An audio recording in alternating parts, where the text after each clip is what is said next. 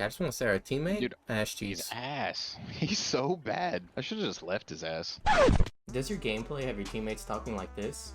Well, stick around because today we're going to talk about why you still suck at the finals.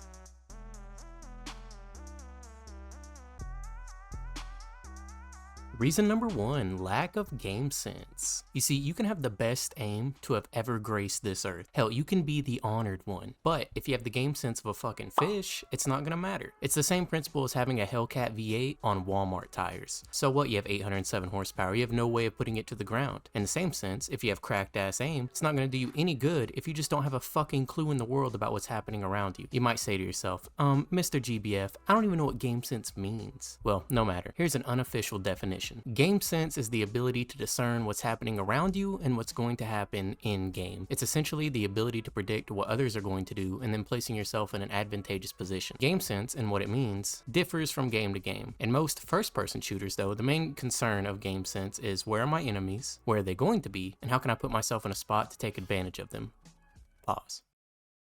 So, this may be hard for you. I know it is for me, but you're gonna have to use your brain. Pay attention to how the other teams are playing. Is purple 3 heavies with sledgehammers? Is pink playing like assholes, just poke fighting from the rooftops? Why is that one player in particular shitting on you? Take these things into consideration and adapt. What team needs to win this cash out? Can I just let purple take it since we are both at 0 right now, and if pink gets the next one, it's game over? You see, sometimes pew pew isn't enough to do well, so put some thought into what's going on around you in game, and you have a better sense of what you should do next. If you're new to games, or you're just new to FPS, or game sense is a new concept to you, you might think this sounds like way too much work, but don't worry, after a while, it's kind of how your computer runs programs in the background. You won't have to actively think about it. After a while, your brain just kind of does it for you. Reason number 2, suck me fuck. Oh, wrong slide, wrong video. Reason number 2, quick cache fallacies.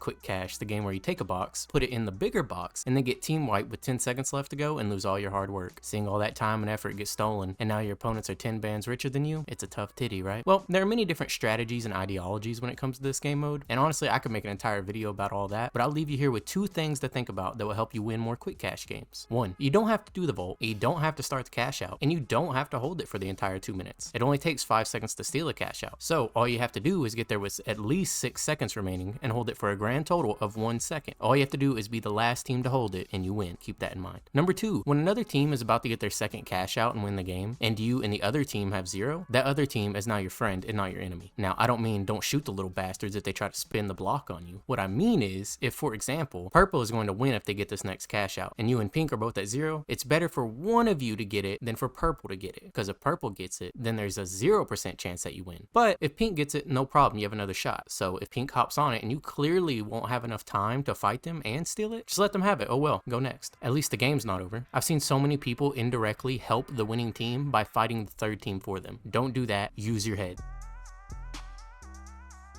Reason number 3, attachment issues. Look, I know you don't want to put the McChickens down. I know you don't want to let go of your AKM. And I know you feel like it just won't be the same if you don't have your little Harry Potter cloak. But at some point, you have to try something else. The definition of insanity is trying something over and over again and expecting a different result. Will Ferrell. Life is about variety, big dog, so try something different. You might find that you're much better with the VS9 than you were with the Max Spin. You might be fucking giga heavy, destroyer of worlds, but you'd never know that because you don't want to put the defibs down. I challenge you, just play 3 games using something other than your main loadout. I promise you it won't be the end of the world. Also, this shakes the game up, you know, because a lot of people get burnt out on games really quickly, and a lot of the times it's because they won't ever play in a different way. They won't ever see everything the game has to offer, you know, so you got to spice it up and keep it fresh, because at the end of the day, it gotta be fresh. Now, you like that shit? Bang! Self pun in the video. Come fuck with me. Tap in, hit that subscribe button.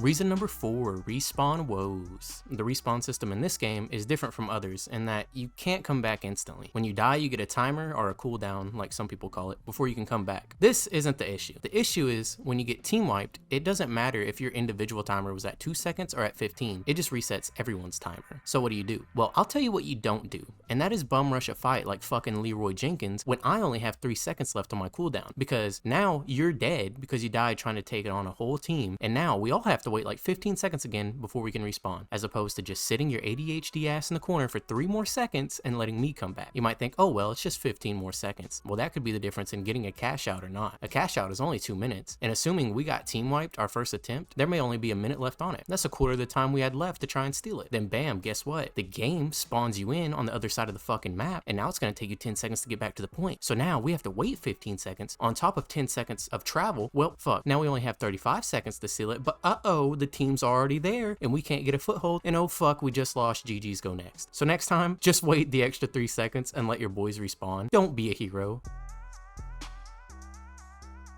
Reason number 5, respawn tokens. This kind of ties into what I was saying earlier about, respawn woes. So, I mean, if you're a casual, go ahead and skip this one. But if you play ranked, stick around. In ranked, you have a limited number of respawn tokens. In casual play, they're unlimited. They don't really matter all that much, but in ranked, they do. Essentially, this is the number of times you can respawn at will when your timer is up. Notice how I said they're limited. You only get so many of them, so try and conserve them when you can. You can do this by balancing the objective at hand versus reviving a teammate. Lots of times, I would just completely disengage in what I'm doing so I can get my teammate's statue to a safe spot, hit a revive, and then come back 1 man stronger. There is nothing worse than being the last man alive and your boys have no respawn tokens. You're on your own and you essentially have to die before they can come back. So the fucking number of respawn tokens, just keep them in mind, my friend. And last up today, we got reason number 6, playtime. My core audience seems to be somewhere in their 20s, and boys, I know it's tough out there. You don't get to play as much as you used to. Work, school, life in general takes precedence over your once cherished hobby. Naturally, you're gonna decline in skill. It's okay. Sometimes you just have to accept that you don't have it like you used to. What I'm getting at here is, don't feel bad if you only play once a week on the weekends when your kids are sleeping. Just have fun with the time you have, and don't stress about being the cracked, Adderall snorting, G Fuel addict demon you used to be. Listen, don't you worry, pal. You had a good run. Enjoy your retirement. Storm takes back the lead. Unbelievable! McQueen is fading, and he's fading fast. That's you. No, but seriously, you want to get better, you just have to play more. But if you can't, it's whatever. It's just a fucking game, mate. Unless you're on my team. Because if you're on my team, you better lock the fuck in. Alright guys, and that concludes my list of why you still suck at the finals. Let me know where I got it right, where I got it wrong, why you think you still suck at the finals. I think I still suck at the finals because I refuse to get off the light class out of fucking ego, despite them being probably the worst class in the game, at least in ranked anyways. But anyways, yeah. And also, our fucking economy sucks right now, and there's not many things in this world that are free, so before you move on to the fuck around bonus clips, consider hitting that button because it's free and it's good for you. That's hard to find nowadays, so tap in, come fuck with me. I'll check you next time. Fuck him up. Yeah. Aw. Wait. Fall. Yeah. Motherfucker's doing tricks on it. He's doing tricks on it. I'm gonna fuck him in the butthole.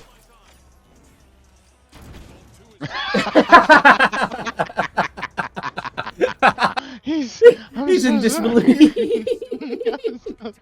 Bro, he's one shot, trust me, he's one shot! What? That nade did 281 damage to me. But I put it up my fucking ass. Anything? I'm gonna give him a pep talk. Hey, Mac Daddy Pump, I fucking believe in you. Maybe if I spam voice chat. Oi, hey, Mac Daddy.